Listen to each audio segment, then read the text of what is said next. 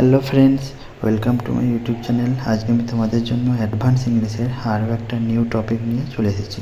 আজকে আমরা আলোচনা করব কিছু শুরু করতে যাওয়া। এর জন্য আমরা যে ইংলিশ ফ্রেজটি ইউজ করব সেটা হচ্ছে গোয়িং টু। চলো স্ট্রাকচারটি দেখা যাক। ফার্স্টে সাবজেক্ট ইউজ করব, তারপরে টেন্স অনুসারে am, is, are, was, were use করতে হবে। তারপরে আমরা গোয়িং টু লিখব, তারপরে ভার্বের যেটা বেস ফর্ম বা 1 নম্বর রূপ ইউজ করব। চলো বেশ কিছু এক্সাম্পল দেখা যাক। আমরা একটা মুভি দেখতে চলেছি। We are going to see a movie. আমরা একটা মুভি দেখতে চলেছি, সেটাকে ইংলিশে কেমনভাবে বলবো? We are going to see a movie.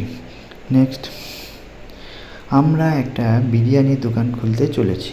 We are going to open a biryani shop.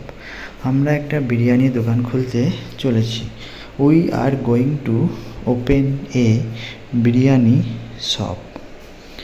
দেখে মনে হচ্ছে বৃষ্টি হতে যাচ্ছে। It looks that it is going to rain. দেখে মনে হচ্ছে বৃষ্টি হতে যাচ্ছে। It looks that it is going to rain. It looks that it is going to rain.